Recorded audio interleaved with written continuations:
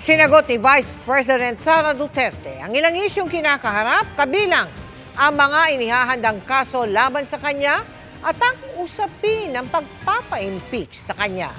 May tugon din siya sa Quezon City Police na nagsampa ng reklamo laban sa kanya. Mula Zamboanga City, tinutukan niyan live ni Marisol Abduraman. Marisol? Nagpunta dito sa Zamboanga City si Vice President Sara Duterte para mamahagi ng tulong. Sa press conference, sinabi ng bise na natatawa na lang siya sa mga isinampa at inihahandang mga reklamo laban sa kanya. Paniwala si Vice President Sara Duterte, hindi tatayo ang mga inihahandang reklamo laban sa kanya, kabilang ang sinasabi ng National Bureau of Investigation na grave threat at posibleng paglabag sa anti-terror law. Dahil sa kanyang sinabing kung papating siya, may kinausap siyang papatay din kay Pangulong Bongbong Marcos. On face value, it will not hold water. And then, ang pangalawa is yung grave assault. I believe pinipilit na lang talaga nila na gawa ng kaso yung mga remarks ko. And pangatlo, natatawa ako sa violations on the anti-terrorism law kasi sinusubukan nila to reach sa aking properties and assets. Ginawa na raw ito ng Marcos administration nang kasuhan si dating Congressman Arnolfo Teves Jr. Tanong ako sa Negros kung anong nangyari doon kasi nga tinitingnan ko yung ginagawa nila and they're doing the Arnie Teves playbook. Ang ginawa nila doon, pumasok sila sa mga bahay, mga properties. Nagsasabi sila may clearing team kami.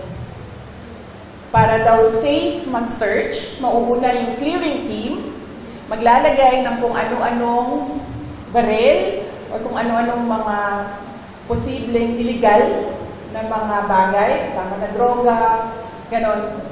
Pagkatapos, papasok ang search team. So sa pinang pagpapa-impeach umano sa kanya, pwede daw nila itong subukan. They can always,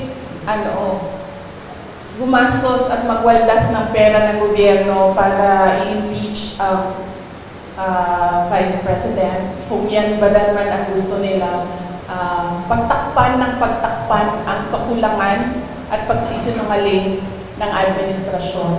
Para lang hindi mapansin ng mga tao na maraming mga pangako ang napako. Muli namang iginit ng bise na active at totoo ang banta sa kanyang buhay at may duda si Duterte kung bakit hindi ito pinapansin ng administrasyon para daw makaupo si Speaker Martin Romualdez. The Vice President is the first in line. So ibig sabihin, the state is required, is mandated by the Constitution and by laws to protect the Vice President. Kasi pag nawala ang presidente, siya yung susunod. Kasi siya yung reserve. Kasi pag hindi mo pinoprotektahan ng reserve mo, pipili sila doon sa mga members ng Congress. Baka nga ganun yung gusto nilang gawin, no? Hindi na sila masusunod sa Constitution. Tungkol naman sa isinampang reklamo ng Quezon City Police laban sa kanya at sa hepe ng kanyang security sa gitna ng magulong paglilipat sa ospital sa kanyang Chief of Staff noong Sabado, sinabi ni VP Sara na maghahain din siya ng sarili niyang reklamo. Initially, we are filing charges against them as well. For disobedience, for kidnapping, for robbery. Hiningan pa namin ng pahayag ang mga nabanggit ni Vice President Duterte.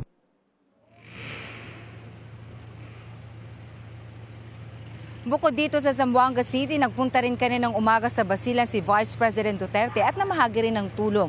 Bukas, biyaheng Pangasinan naman siya bilang bahagi pa rin ng kanilang paggunita ng OVP anniversary. Mel. Maraming salamat sa iyo, Marisol Abduraman.